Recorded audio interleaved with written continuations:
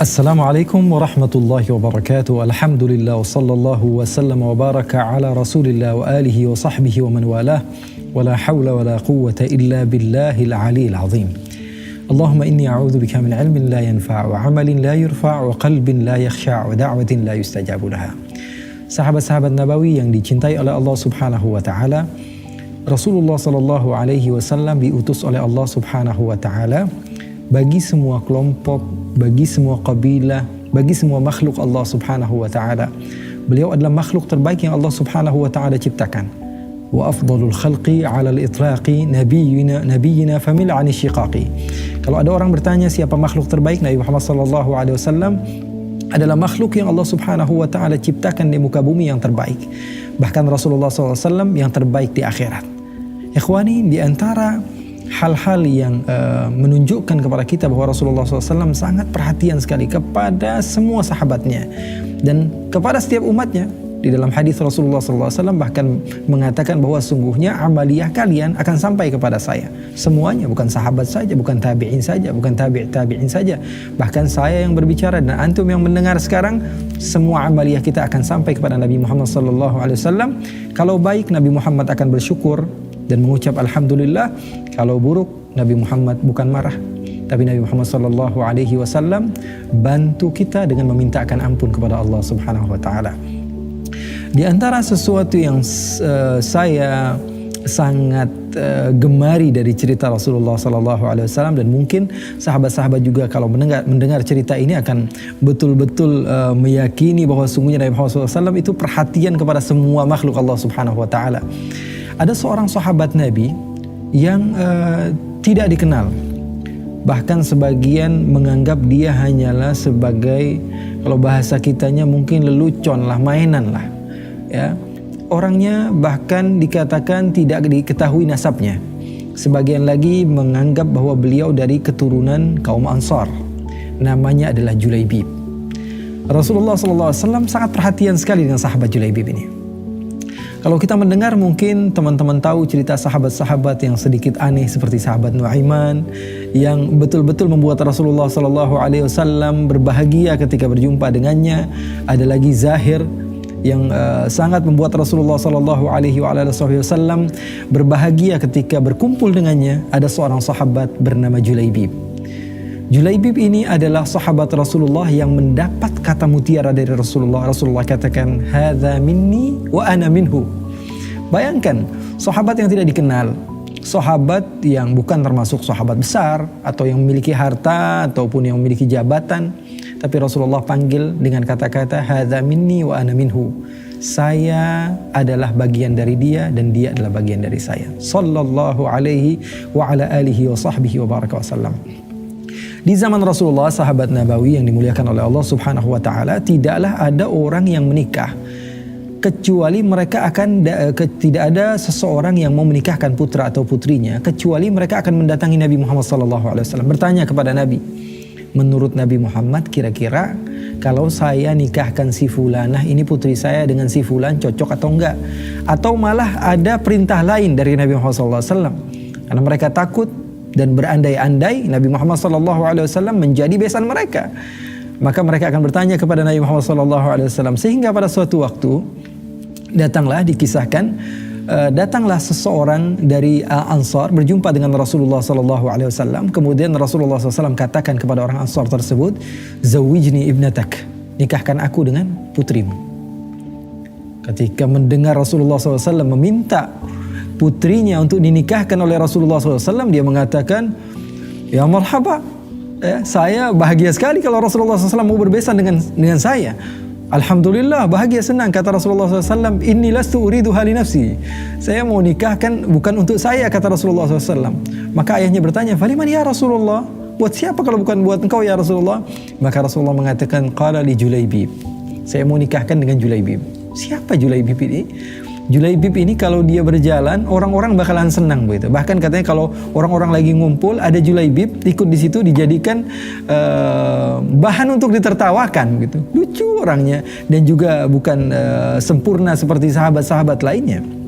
Maka ketika mendengar nama Julaibib, kata bapaknya ini, ya Rasulullah, kalau saya musyawarahkan dengan istri saya bagaimana? Karena kalau menolak Rasulullah SAW nggak bisa. Maka dia katakan, kalau saya musyawarah dengan istri saya bagaimana ya Rasulullah? Kata Rasulullah, silahkan dimusyawarahkan. Karena Rasulullah SAW tidak pernah memaksa siapapun. Sesampainya di rumah, suaminya bilang, wahai istriku, Rasulullah SAW meminta putri kita. Ni'ma wa karamah, alhamdulillah Rasulullah mau putri kita. Bukan buat Rasulullah masalahnya, buat siapa? Julaibib. Lah, kata Julaibib saya nggak mau. Saya sering dengar nama Julaibib. Orangnya begini, orang ini. Saya nggak mau Julaibib. Akhirnya gimana dong saya nanti bilang sama Rasulullah gimana? Nanti kalau saya ketemu Rasulullah gimana? Saya ngomong nolak permintaan Rasulullah. Sementara Allah memerintahkan kepada kita apapun yang dimintakan oleh Rasulullah SAW kita harus ikuti. Kamu musyawarah lagi sama Rasulullah, minta begitu, bilang anak kita udah dijodohin kayak apa kayak, bikin alasan sama Rasulullah SAW.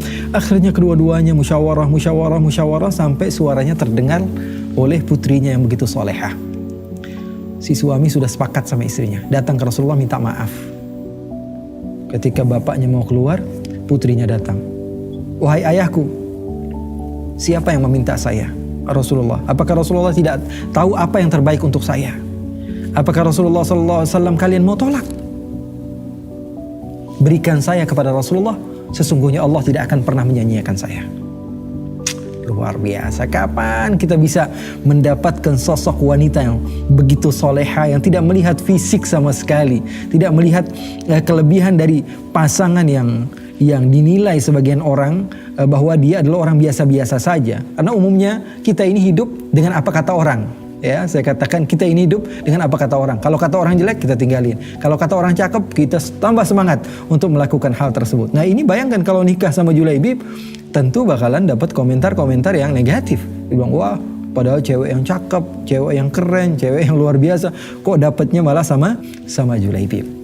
Akhirnya dia serahkan dirinya kepada Rasulullah SAW karena tahu Rasulullah SAW pasti tidak akan menyia-nyiakannya. Sampailah kata-kata dan cerita itu kepada Nabi Muhammad SAW, maka Rasulullah menikahkan Julaibib dan istri yang solehah, wanita yang terkenal dengan kecantikannya di kota Madinah, mendapatkan Julaibib, sahabat Rasulullah SAW, yang dikisahkan bahwa beliau ini adalah orang yang biasa-biasa saja. Bahkan Ibn Hajar mengatakan majhulun nasab, dia ini tidak diketahui nasabnya dari mana begitu ya, tapi bisa mendapatkan wanita yang sangat terhormat. Dan Rasulullah SAW ketika menikahkan Julaibib, di dalam riwayat Al-Imam Al-Baihaqi, menikahkan Julaibib dengan wanita Ansariyah ini, Rasulullah SAW doakan, Allahumma subba 'alaiha al-khaira subba wa la taj'al 'aishaha kadda.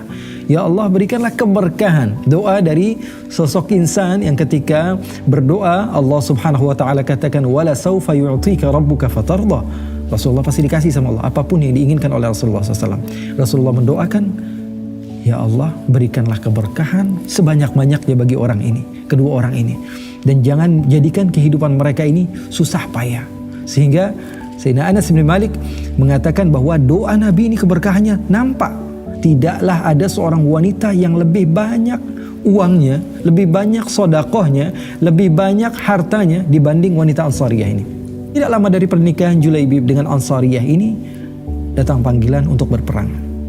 Nabi Muhammad SAW keluar bersama para sahabatnya untuk memperjuangkan agama Islam. Julaibib ikut di dalam peperangan tersebut. Sehingga selepas peperangan tersebut, Nabi Muhammad SAW mencari kira-kira siapa nih yang meninggal. Rasulullah yatafaqad ahwal ashabih. Di antara sifat Rasulullah akan cari tahu. Sampai Rasulullah katakan, man yaftaqid yufqad. Orang yang sering cari tahu keberadaan temannya, suatu saat dia akan dicari-cari juga. Tapi kalau orang yang bodoh amat, ya bakalan dibodoh amatin juga. Nabi Muhammad SAW setiap selepas peperangan Rasulullah cari, si fulan ada enggak, si fulan ada enggak, si fulan ada enggak, siapa yang meninggal. Karena terkadang tidak nampak begitu, atau tertutup dengan darah yang begitu banyak sehingga tidak ketahuan. Insya Allah di waktu-waktu ke depan, insya Allah kita akan ceritakan sahabat-sahabat yang ikut berperang dengan Rasulullah SAW, dan banyak sekali kejadian-kejadian aneh yang insya Allah kita ketika mendengar kejadian tersebut kita semakin cinta kepada Nabi Muhammad SAW. Apa yang terjadi? Rasulullah bertanya, ataftaqiduna ahada, kalian kehilangan siapa? Kehilangan siapa? Lalu disebutkan yang banyak hartanya meninggal, lalu disebutkan yang nasabnya bagus meninggal. Rasulullah masih bertanya lagi, ada enggak yang belum ketemu? Si fulan, si fulan. Rasulullah tanya, ada lagi enggak? Ada lagi enggak? Sahabat mengatakan, sebagian sahabat mengatakan, udah enggak ada lagi ya Rasulullah. Kata Rasulullah, amma ana aftaqidu Julaibibah. Kalau saya kehilangan Julaibib, mana Julaibib? Gak dianggap. Sebagian orang sudah, ini sudah, kata Rasulullah. Akhirnya dicari, ternyata Julaibib meninggal dalam posisi beliau di tengah-tengah dan dikelilingi 7 orang kafir. Kata Rasulullah SAW, qataltahum thumma qataluk. Mereka 7 orang ini menyerang kamu, kamu bunuh mereka lalu kamu dibunuh. Pemberani luar biasa. Dia serahkan kehidupannya untuk Nabi besar Muhammad SAW. Sehingga wafatnya Julaibib dalam keadaan tidak memiliki harta sedikit pun. Antum tahu siapa yang menyiapkan pemakaman Julaibib? Semuanya Rasulullah SAW. Kuburan Julaibib, Rasulullah SAW sendiri yang turun kemudian mengangkat Julaibib. Dikatakan oleh para sahabat bahwa sesungguhnya biasanya dibawa dengan kayu atau keranda, zaman sekarang dikatakan keranda. Sementara Julaibib yang kami lihat katanya, yang membawa Julaibib hanyalah tangan-tangan Rasulullah SAW. Dan Julaibib mendapat doa dari Rasulullah SAW berupa doa dan kata-kata bahwa dia adalah bagian dariku dan aku bagian darinya. Subhanallah, ini adalah tanda bahwa sungguhnya Nabi Muhammad SAW begitu mencintai sahabatnya Julaibib. Dan jangan berkecil hati teman-teman, yang gak punya jodoh, yang menggerakkan hati Allah Subhanahu Wa Taala, yang memberikan kita rezeki Allah Subhanahu Wa Taala, yang menjadikan orang bisa suka atau nggak suka sama kita adalah Allah Subhanahu Wa Taala. Sayyidina Umar di pagi hari mengasah pedangnya untuk bunuh Rasulullah, di sore hari sudah berubah pengen dibunuh demi Rasulullah SAW. Jadi jangan berkecil hati dan tonton terus, dan insya Allah ikut serta bareng-bareng dengan program baru Pondok Sanad. Ada kisah tentang pranikah, bagaimana cara supaya kita menjadi orang-orang yang sesuai dengan manhaj Rasulullah SAW dari awal pernikahan sampai akhir hayat kita. Insya Allah kita jadikan kaidah atau panduan kita untuk menuju ridhanya Allah Subhanahu Wa Taala. Wa sallallahu wasallam wa baraka ala sayyidina Muhammadin warzuqna kamal al-mutaba'ati lahu zahiran wa batinan fi afiyatin wa salam. Alhamdulillahirabbil alamin. Assalamualaikum warahmatullahi wabarakatuh.